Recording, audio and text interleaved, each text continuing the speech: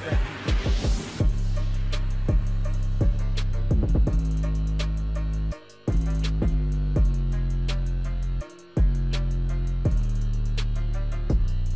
Sometimes I have problems recording episode reviews for episodes like these, like for the newest episode of My Hero Academia.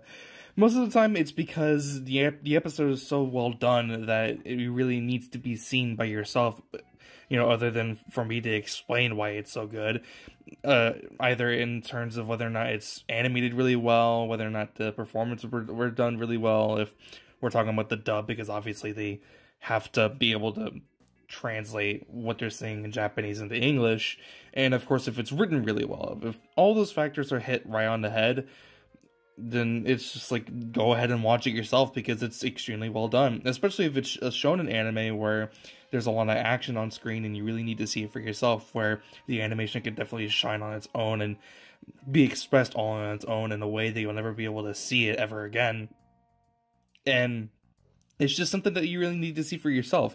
And I always have problems recording episode reviews for episodes like these for My Hero Academia, and since I just never know really what to say other than the animation is done really well, the choreography was really good, the things that they do explain were really good, and the writing was definitely good and interesting and made me more involved in what was going on within the episode, and just that the episode was just extremely fucking solid, and you really need to see it for yourself, especially with the action, because it's animated really well and the choreography is really good, as I was saying, and I just don't really know what else to say other than that sometimes, other than I'm glad that we got to explore a little bit more of what we didn't really know, which was Eri's power, her quirk. We didn't really know what it was other than that it can get rid of people's quirks. But her quirk essentially allows her to be able to reverse anything through time. And of course, at this current stage of her life, she doesn't necessarily know how to control that.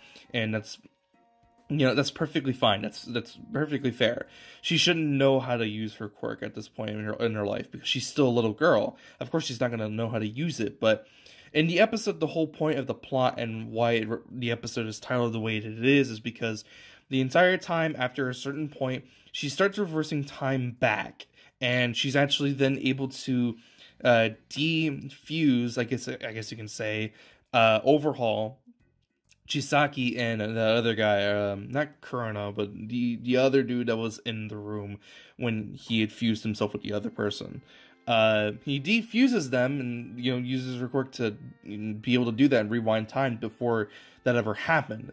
And then she, leaps off of like a pillar that Overhaul was creating with his quirk, and finally is then, caught and saved by Midoriya. And the whole time, obviously, he's trying to, go in and get her, and there was a couple other stuff that happens in the beginning of the episode, but I don't think it's really that unimportant, considering that we see it again, and it was in last week's episode where Ryuku, Uraraka, and Asui were on the surface level in the streets, and then they slammed down into the underground area because of this other guy who is able to steal other people's life force and grow bigger and get stronger, and that's basically it. But after that point, and after Eri, jumps and leaps off of a pillar created by Overhaul and leaps into Midoriya's arms, she still has her quirk activated, and she, of course, like I mentioned before, because she doesn't know how to exactly, utilize it to the best of her abilities,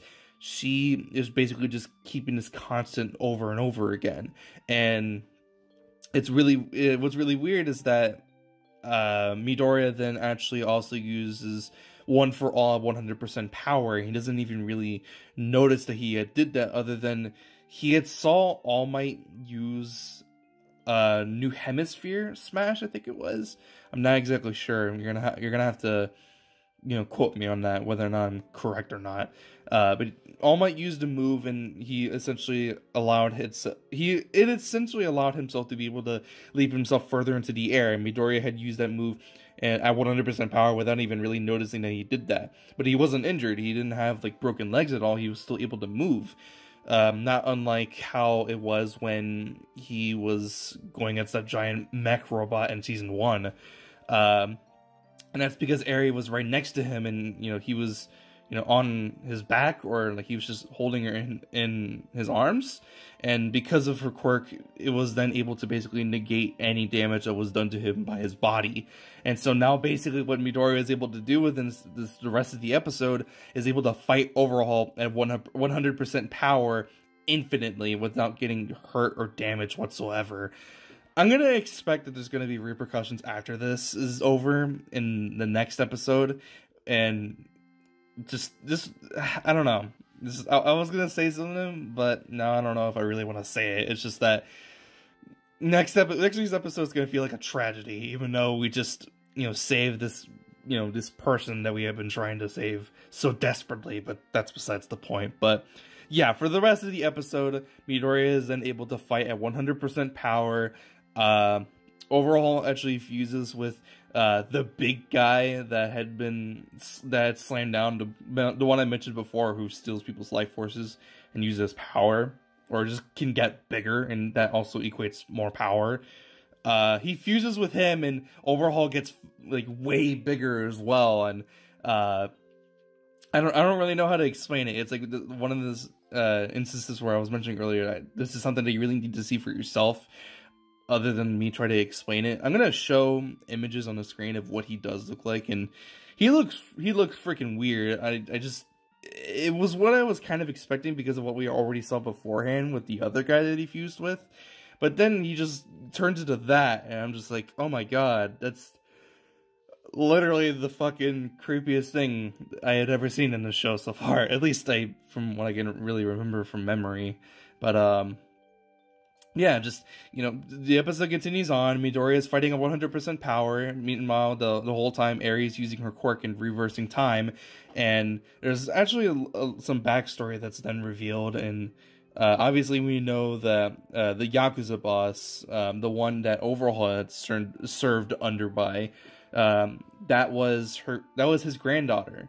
And what had happened beforehand was Eri manifested her quirk finally, and she reversed time with her quirk before her father, existed. And so she basically just erased her father away completely by accident. And I don't remember if they had explained what happened to her mother, but she's just not there anymore. And then more backstory happens, and it explains how Overhaul kind of got into the position that he's in. And essentially what's explained is that Overhaul, is serving under this, Yakuza boss, and then he wants to then utilize Eri's quirk because he then finally learns what it does.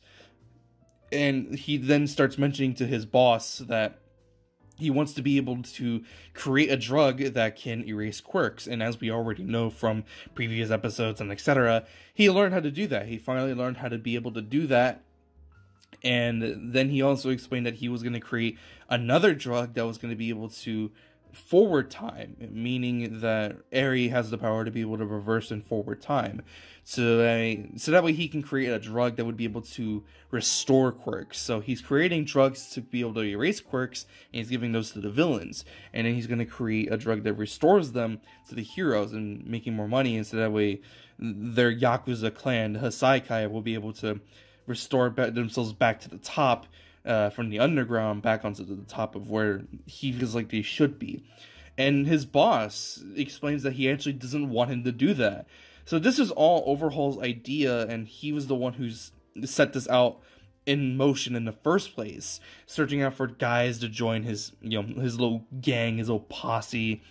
And then he also, what happens is that he completely disagrees with his boss, obviously, and he's the reason why he is in the state that he is. He actually uses his Overhaul quirk and then disassembles him and then basically immobilizes him and it doesn't restore him until after all this is over. And excuse me. Obviously it's just, I find this scene a little weird, and it's like, yeah, this is exploring more into his character, and we even get to see a little bit more of him experimenting with her fucking body, like actually cutting into her skin, and it shows that she's able to reverse that damage just naturally.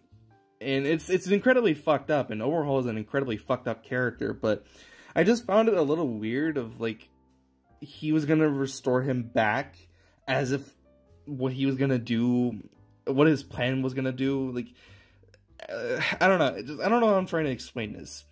Let's say Overhaul's plan had worked out like how the way that he wanted it to. He was able to do what he wanted to do, and his plan was set into motion. And then he restores his boss back to his, natural state. Did he really think that his leader, his boss, was gonna, want to just continue on doing this? Like, he was still gonna disagree with it in the end anyways, because he had already disagreed with it in the first place. So why would he want to stick around and, be the leader of this Yakuza gang, like, after, like, it had already been settled down and he already established, a thing, afterwards of all that. But by the end of the episode, just completely, neglecting that idea of concept whatsoever. At the end of the episode, Midoriya, he hits Overhaul with this big attack and slams him down back into the ground, and Overhaul is then defeated, and no surprise, yeah, that's what happens, and the episode ends. And man, this episode was really solid. It was really solid, and I think it was an incredibly good episode with its animation. I think the writing was good. I think that exploring more about what had happened before was really good. I just think that the way that it was placed within the episode, I feel like it shouldn't have been there, because the main reason why we're watching the episode was for the action, and I feel like watching those backstory flashbacks, there we go, that's the word I'm looking for. Those flashbacks, I feel like they could have been placed earlier in the episode instead of dead center where the action is happening and we want to see it. So the pacing was a little off because of where they wanted to place the flashback scenes, and I think that was a little weird. But other than that, I think the episode was incredibly solid.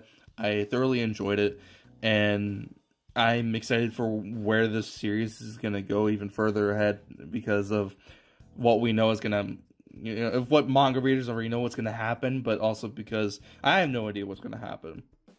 I have no idea what's going to happen to some of these characters. Like Miro, he doesn't have a quirk anymore. So what's going to happen with him? Is Eri going to be able to restore it back because of what Overhaul had mentioned before? If Overhaul was going to create a plan and a drug to be able to restore quirks back, then can the same thing be done with Miro without, having to cut into Eri's body and having to, use her body in that way to be able to restore it back? Like, can she activate her quirk and restore it back to where it was before? I don't know. I'm left with some questions, but it didn't destroy anything of my enjoyment with the episode, because again, I do think it was really good and I really enjoyed it. So yeah, that's pretty much all I have to really add within the episode. Also, actually, there was one more thing. When they go back, you know how within the episode they go in into a commercial break and then they cut back into the episode? They added a song, and I think the song was also really good, and I think it was used really well within the scene, and no bullcrap, I almost cried. The episode was about to make me tear up, and it was very emotional. And yeah, the episode was really enjoyable. It almost made me tear up. No bullshit. It almost made me tear up. It was about to make me cry. How emotional it was. But I didn't tear up. I didn't cry. It's whatever. But it didn't destroy any of my enjoyment within the episode. So yeah, that's pretty much it. If you enjoyed the video for whatever reason, be sure to leave a like. If you're interested, subscribe for more videos just like this. I'll see you guys in the next one. I'm not exactly sure when this video is going to come out. It's probably going to come out Tuesday. I'm going to try to get it out as soon as possible, because some stuff came into my personal life, and I kind of got sidetracked and distracted, but that's besides the point. I'll see you guys in the next one. Have a fantastic day. I'm out. Peace.